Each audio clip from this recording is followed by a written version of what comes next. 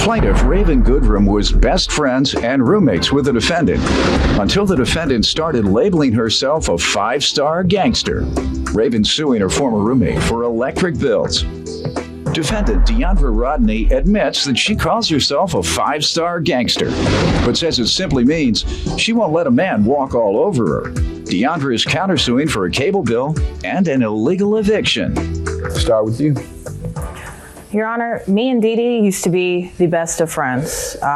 We were really close. That was until she started labeling herself as a five-star gangster.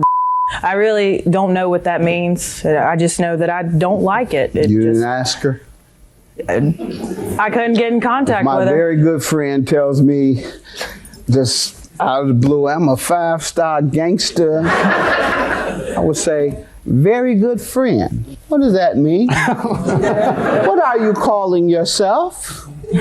Never dawned on you to ask. I couldn't get in contact with her, Your Honor. Oh, she told you after you all broke up your friendship? Yes, Your Honor. Okay. Did you say that? You refer to yourself as that? That I was a five-star? Yeah. Yes, sir. Oh, what does that mean? What does that mean? I'll do what she didn't do. What does that mean? It was more towards guys. I understand. What does it mean? No, I ain't asking who it was toward. That wasn't taking no junk from no man. Okay. That's what it meant. All right. Go ahead. Your Honor, we used to, like I said, we used to be the best of friends. We were always together, and it kind of just stopped. When did you all decide to become roommates? In October of 2010. What was it like living with her? At first, it was great. We took care of the apartment. Everything was good. But about a month into it, things started, she started acting sketchy. She would disappear for days and days, and I wouldn't hear from her. She would, when I did call her? I tried constantly to call and text her. I never got a call or a text back, ever.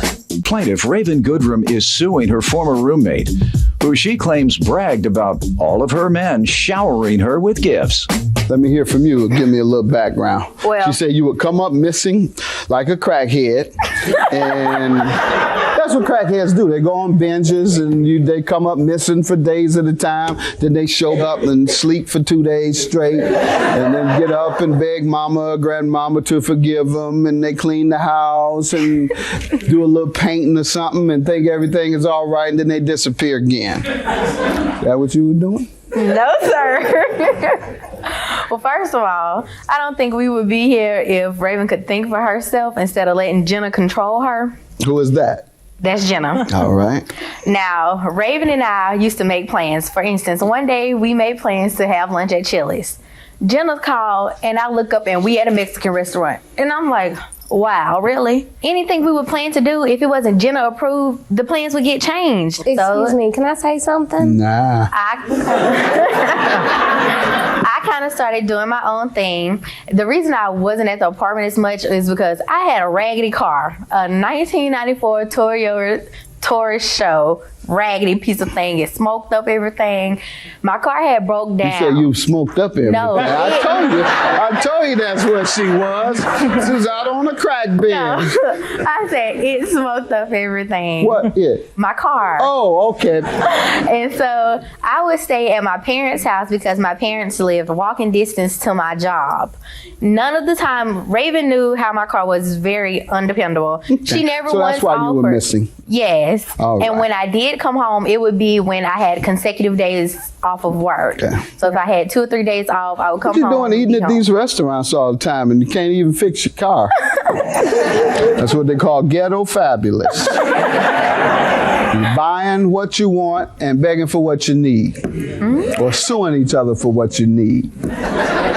Let's get to the lawsuit. Your Honor, Unpaid suing Dee Dee for a total of $257. That's over a course of December 2010 till March 2011, of which she did not pay any of her half of the power bill. And during this time, I tried multiple occasions to go get my money, and I just had no luck. One time that I did go to her parents' house, I went up to the door and I knocked on the door, and she came to the door, and I told her that I needed this $257. She had moved? She was at her parents' house. That's where she was staying. Right.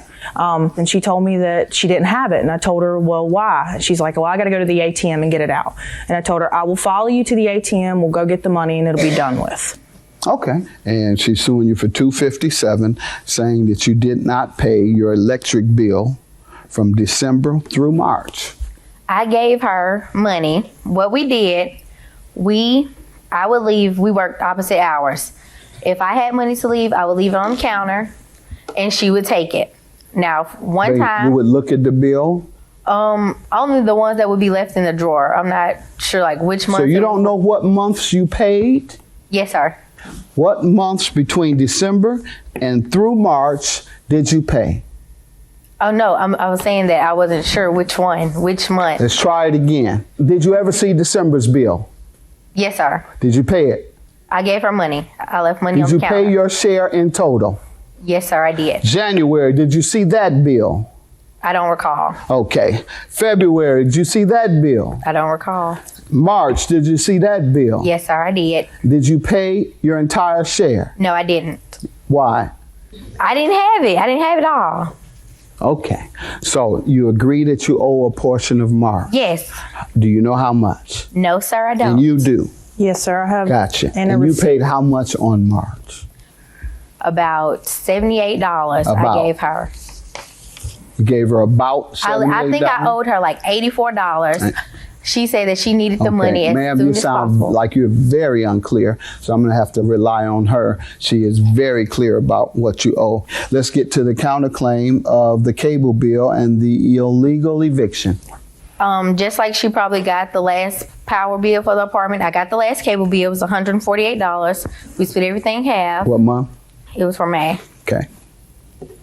It was $148.50, which we split all the bills in half. Okay. She would have owed $74 for May. Yes, sir. And what did she say? I didn't speak with her. I hadn't spoke with her. I tried to write her on Facebook. She had blocked me from Facebook, Okay. so I didn't get in touch with her at all. All right. And the illegal eviction, what are you referring to? Her and I had signed a contract between each other that stated that if either one of us decided to move, we would have to give the other person 30 days notice, and whoever moved, they would have to keep paying their side of the bills until the other person either found a roommate, moved out, or the lease ended. Okay. She only gave me 4 days notice. She wasn't on the leash, Your Honor. When I came into the apartment on the 5th to pay my rent before it was late. The May 5th 5th? Yes, sir. I looked at our balcony and noticed that the furniture was gone off the balcony. So I went into the apartment and everything was gone. I immediately called Raven. I said, Ray, tell me you got your stuff or we done been robbed.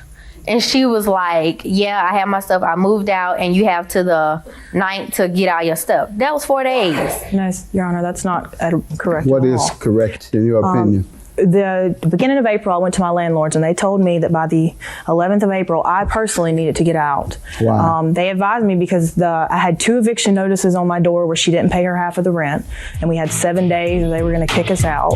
Plaintiff Raven Goodrum is suing her former roommate, who she claims bragged about all of her men showering her with gifts.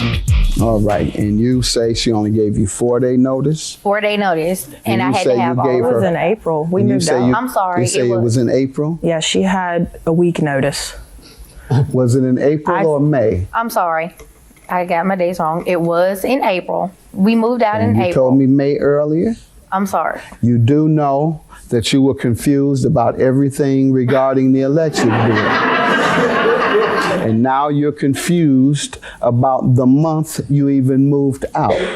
Unless I have some written evidence from you that proves your case, I'm going to go with what she says. She has been very clear. She hasn't made one mistake. She hasn't said, I'm sorry, I got it wrong. She hasn't said, I don't remember. So do you have anything in writing? About Anything to prove that you've paid the things that you owe or that she said you owe, to have. prove that you were evicted without proper notice, to prove that she failed to pay her share of the cable bill. Do you have anything in writing to prove that? okay, I have the cable bill here. Did you pay it or not? No, sir. Like I said, I had no contact How much with did her. you owe on the cable bill? Half? I have half of the cable bill. All right, she agrees she owes that. Very good. What else? Okay. And I was telling you that when I went to pay the rent. No, I need writing. Okay, that's all I have. That's all you have in writing? In writing. So I'm going to grant her judgment for $257, and I'm going to grant your judgment for $74. Good luck to you ladies. Okay.